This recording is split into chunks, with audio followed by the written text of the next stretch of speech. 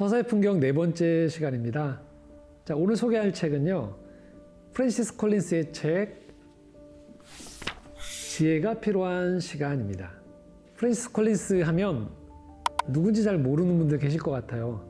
근데 이분을 몰라도 게놈 프로젝트는 들어보셨을 겁니다. 2003년에 발표된 인간의 모든 유전 정보를 해독해서 유전자 지도를 만들었던 연구죠. 바로 이 프로젝트에 참여한 2,000명의 과학자들을 총 지휘한 사람이 프랜시스 콜린스입니다. 프랜시스 콜린스는 오바마, 트럼프, 바이든 대통령의 새 정부에서 12년간 국립보건원장을 지낼 만큼 공적으로도 신망이 높은 공직에 계셨던 분입니다.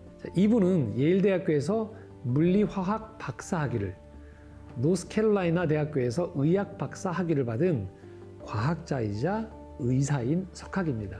그런데 이분이 또한 아주 신실한 크리스천이기도 합니다. 그래서일까요?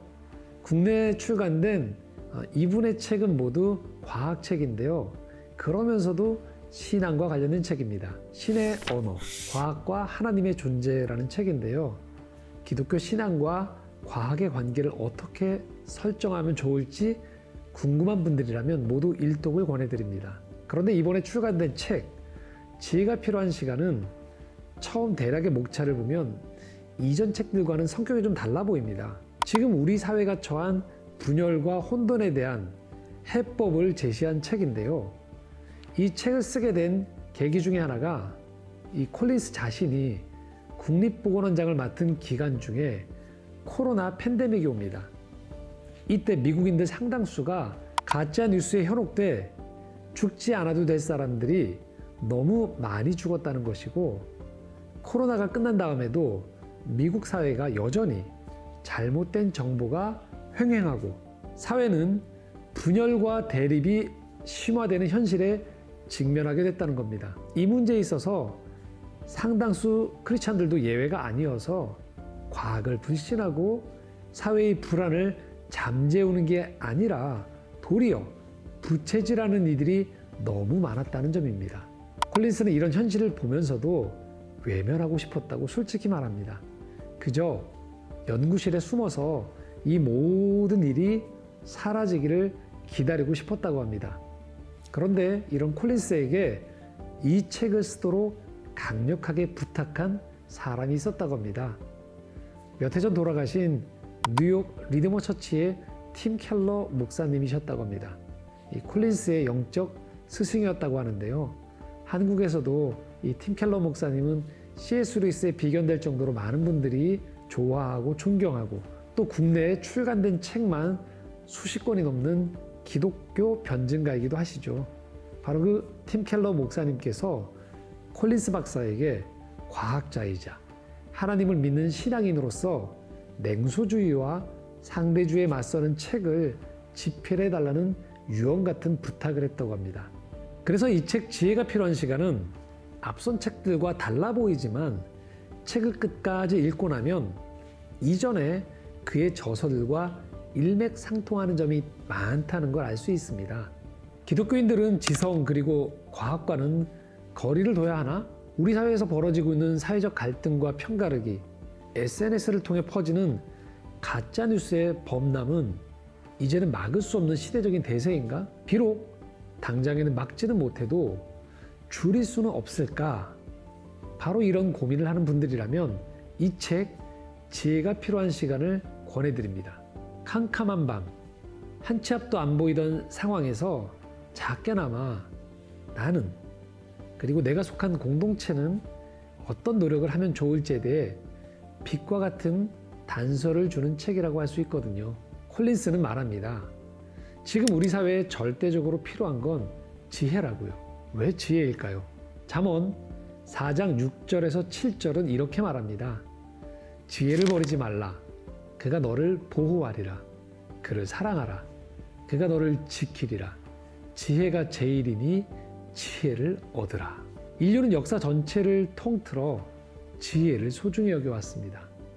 그런데 지금 지식과 정보는 넘쳐나고 기술과 과학은 발전하고 교회는 수적으로는 결코 적지 않지만 과연 지혜가 있는가를 물어보면 우리 모두 선뜻 그렇다라고 말하기 어려운 시대죠. 최근 국내 출간된 지혜에 관한 또 다른 책 한 권이 더 있는데요. 우리가 지혜라고 부르는 것의 비밀, 이런 책이 있는데요. 이 책에 따르면 이런 현상들을, 지혜에 대한 이 현상들에 대해서 실용적인 지혜는 늘어가지만 사회적 지혜는 줄어들고 있다고 진단합니다. 그 결과 사람들은 점점 외로워지고 자살, 약물 남용이 늘고 소속감을 느끼려 편가르기에 참여하게 된다는 겁니다. 지혜로운 사람일수록 외로움의 나쁜 영향에 덜 시달린다는 거죠. 그래서 이 책 지혜를 구하는 시간에서도 분열과 다툼, 거짓과 폭력의 시대에 우리에게 필요한 것은 지혜라고 말하고 있습니다. 자, 그렇다면 어떻게 해야 우리는 지혜의 길로 갈 수 있을까요? 자, 이 책에서는요, 4가지를 제시합니다. 첫째, 진리. 둘째, 과학. 셋째, 신앙. 넷째, 신뢰입니다. 이 시대에는요, 이 4가지 영역이 다 혼돈에 빠져 있다는 겁니다. 우선 진리에 대해서 말하자면 여기에 나타난 동심원을 보시면 이해가 쉬울 겁니다. 가장 안쪽에는 필연적 진리가 있습니다. 2 더하기 2는 4와 같은 거죠. 주로 수학이나 시간과 같은 영역입니다. 두 번째는 확고히 입증된 사실들입니다. 인간의 관찰과 실험을 통해 검증된 것을 말합니다. 의학이나 과학이 여기에 해당되죠. 그 다음 세 번째 영역은요, 불확실의 영역입니다. 그럴 수도 있고 아닐 수도 있고 아직 모른다는 거죠. 그리고 마지막은 주관적 의견의 영역이 있는데, 예를 들면 이런 겁니다. 강아지가 고양이보다 더 좋은 반려동물이다. 개인적인 취향인 거죠. 개인적인 입장을 말합니다. 자, 이런 것이 이 진리의 영역 안에 있는 거고요. 거짓 정보도 6가지 유형이 있다고 하는데요. 무지, 그리고 잘못된 정보인 거짓, 의도적인 허위 정보인 거짓말, 스스로의 착각인 망상, 그리고 거짓말쟁이는 최소한 진실은 알고 있지만 진실에 전혀 관심이 없는, 이걸 개소리라고 얘기합니다. 좀 심한 표현 같지만 개소리라고 얘기하고 있어요. 마지막으로 선전입니다. 이게 거짓 정보의 6가지 유형이라는 거예요. 정치적 의도를 가진 거짓말과 왜곡을 대규모로 확장한 것을 말합니다. 당연히 진리가 앞설 것 같지만 거짓 정보가 판을 치고 있어 사실 사회가 혼란스러워졌다고 콜린스가 말하고 있습니다. 이 거짓 정보가 바로 두 번째 영역인 과학마저도 불신하게 만들었다고 합니다. 그래서 미국의 경우에 코로나 백신에 대한 미국 국민들의 불신이 커지면서 모든 종류의 백신에 대한 저항으로 이어져서 거의 근절된 걸로 알려졌던 홍역, 소아마비 같은 질병이 확산돼서 어린이들이 심각한 위험에 처하게 되었다고 합니다. 그리고 세 번째 영역은요, 과학을 거부하는 근본주의적인 믿음을 벗어난 사랑, 도덕, 선이라는 이 토대 위에 뿌리를 둔 신앙이 필요하다고 합니다. 이런 과학 시대에 무신론자의 입장에서 보면 어떻게 현대사회에서, 그것도 과학을 따르는 사람들이 신앙을 가질 수 있느냐고 문제제기를 할 수 있는데, 콜린스는 말하기를 물질과 에너지를 지배하는 정교한 물리법칙을 연구하면 할수록 감탄과 함께 심지어 수학적으로 표현된 과학 진리가 아름답게까지 하다고 말합니다. 우주가 얼마나 정교하게 조율된 것인지를 알면 알수록 과학 자체가 창조자에 대한 단서를 제공한다는 사실을 정직히 인정할 수밖에 없다고 말합니다. 특별히 콜린스에게서 감동스러운 점은요, 그가 무신론자로서 기독교를 공격하는 과학자 리처드 도킨스와 성실히 토론에 임하고, 또 다른 이 반기독교 과학자인 크리스토퍼 히친스 같은 작가와 긴 시간 동안 우정을 쌓으면서 진리와 신앙에 대한 대화를 나누었다는 사실입니다. 그리고 마지막으로 정직성, 전문성과 같은 역량, 자신의 전문 분야 외에는 한계가 있음을 인정하는 공유된 가치관으로 형성된 신뢰가 필요하다는 겁니다. 이 마지막에 소개된 이 공유된 가치관이 살짝 어렵게 다가올 수 있는데요.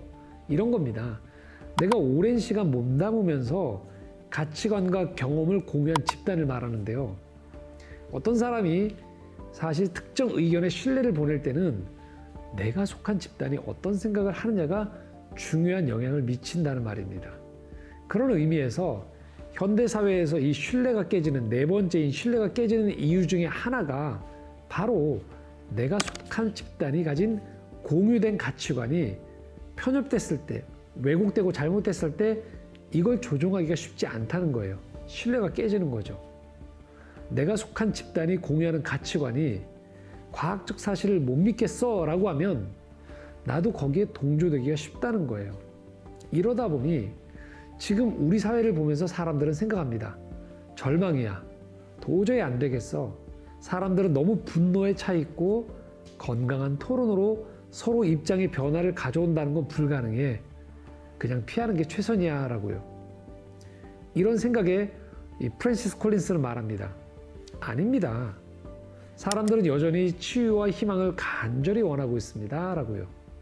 어렵지만 우리가 할 수 있는 책임을 외면하지 말자고 말합니다. 그래서 앞서 언급한 진리와 거짓을 구분하고 우리의 세계관을 다시 세우고 나와 관점이 다른 사람들과 대화하기 위해서 노력하며 교회, 학교를 비롯한 지역사회 그리고 미래를 위한 진정한 비전과 구체적인 실천력을 가진 국가 지도자를 선출하기 위해 노력해야 한다고 말하고 있습니다. 자, 여기까지 들으면 이렇게 생각할 수 있습니다. 뭐가 이렇게 복잡해? 이런 시각에 대해서 프랜시스 콜린스는 말합니다. 복잡한 문제는 복잡하다는 걸 받아들이고 정교하고 다차원적인 해결책을 찾아야 한다고요. 단순하고 명료한 해결 방안 하나면 된다는 식의 태도를 피해야 한다는 거죠. 이 책을 읽다 보면 사실 정말 미국 사회가 이 코로나19를 지나면서 사회적인 불신이 깊어지고 정치 양극화가 심하구나라는 걸 실감하게 됩니다.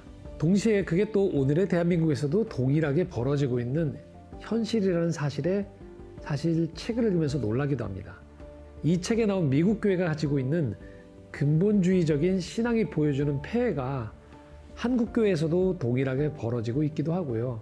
그래서 이 책의 제목 지혜가 필요한 시간 그리고 부제로 붙은 진리, 과학, 신앙 그리고 신뢰에 관하여라는 이 부제처럼 우리 사회가 한국교회가 우리 한 사람 한 사람이 지혜를 구할 수 있으면 좋겠습니다. 이 책은 그런 의미에서 꼼꼼히 점검해 보면서 내게 필요한 부분들 진리의 영역, 과학의 영역, 신앙의 영역 그리고 신뢰에 대한 그 영역들을 점검하면서 이것들이 좀 두터워져서 우리 사회가 지향하는 또 내가 필요한 지혜를 좀 더 가질 수 있는데 일조를 할 수 있기를 바랍니다. 서사의 풍경 오늘 시간 여기로 마치겠습니다. 또 좋은 책, 좋은 문화 준비해서 찾아뵙도록 하겠습니다. 감사합니다.